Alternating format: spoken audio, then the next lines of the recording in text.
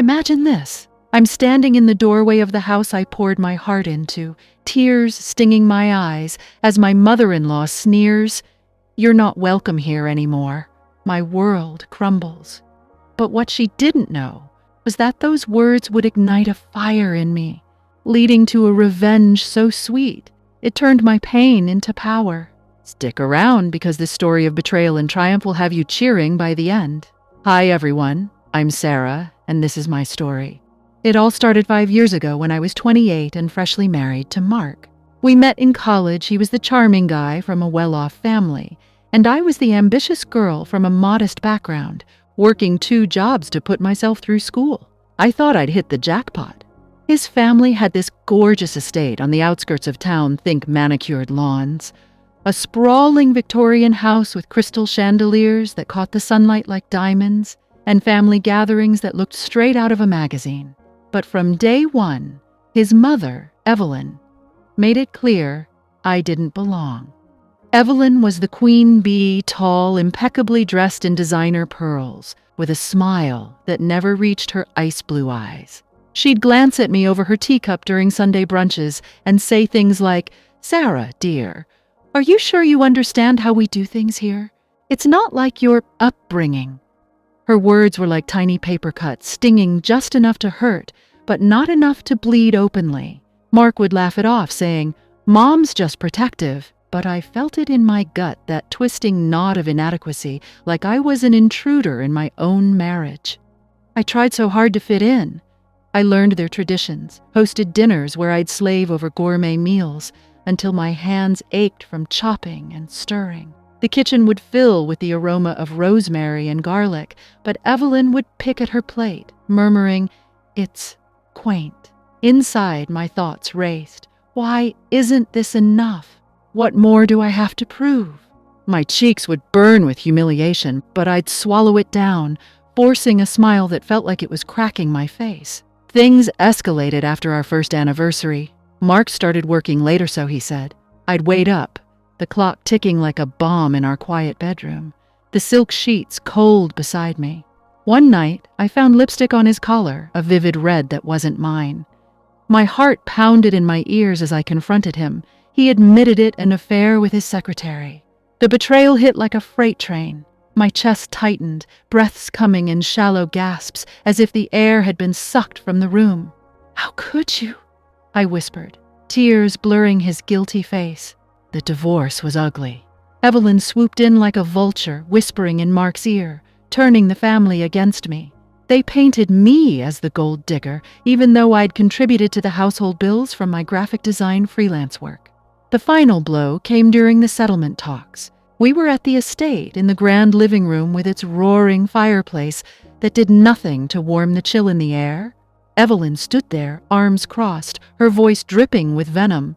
"Sarah, let's be clear. Once this is over, you're not welcome here. This is our family home, not some charity case for strays." Her words landed like a slap. My throat closed up, a lump forming that I couldn't swallow. Stray? After everything I'd given?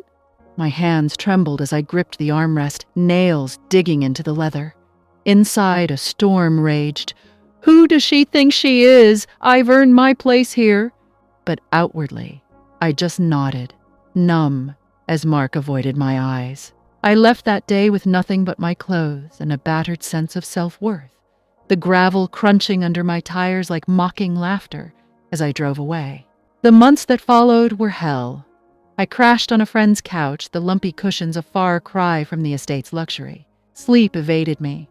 I'd stare at the ceiling, replaying Evelyn's sneer, my mind whispering, "You're worthless, unwanted."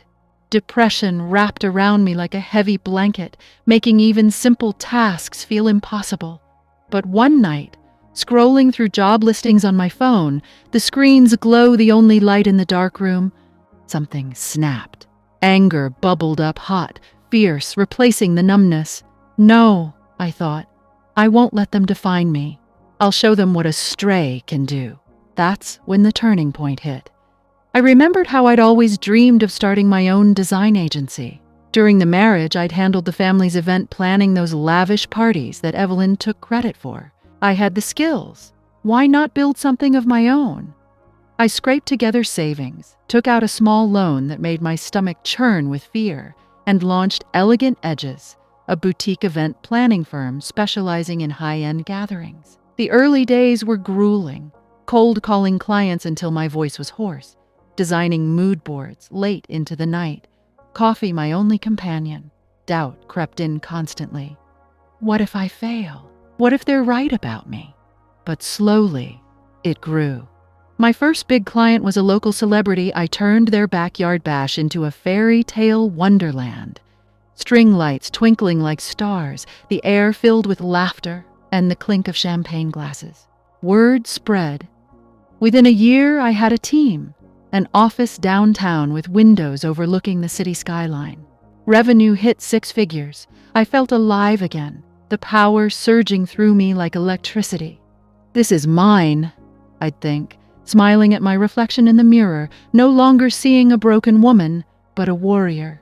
Meanwhile, whispers reached me about the family. Mark's affair fizzled, and the estate. Evelyn's pride and joy was crumbling. Bad investments, Mark's poor management. The place needed major repairs, but funds were drying up.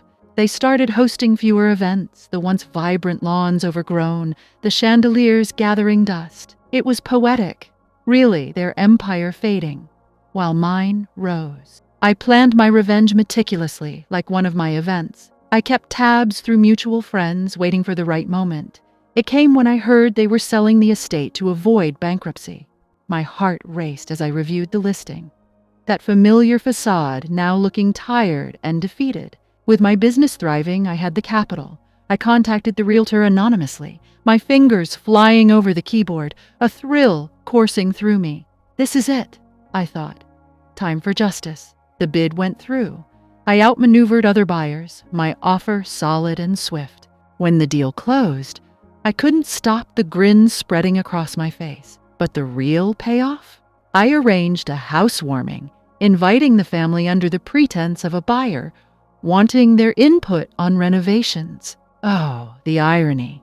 The day arrived, crisp autumn air carrying the scent of fallen leaves. They pulled up in Mark's faded luxury car, Evelyn stepping out with her usual haughty air, though her designer clothes looked a bit threadbare now.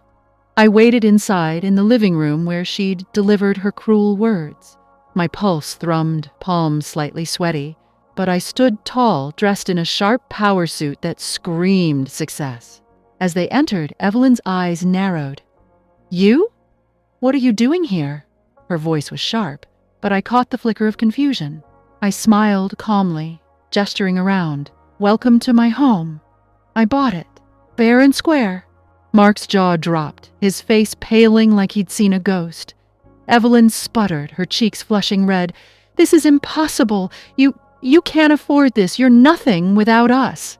Oh, but I am something, I replied, my voice steady, though inside triumph exploded like fireworks. I've built a business worth over $1 million. All those events you belittled, they were my foundation. And now, this house, your precious legacy, is mine. She lunged forward, fury twisting her features, but Mark held her back, mumbling apologies. Sarah, please. We need help. The family's broke. I shook my head, the weight lifting from my shoulders, a rush of relief washing over me. You told me I wasn't welcome. Well, now the tables have turned. You're not welcome here. Leave. They stormed out, Evelyn's heels clicking angrily on the floor I'd once scrubbed. As the door slammed, I exhaled, tears of victory streaming down my face. It was done.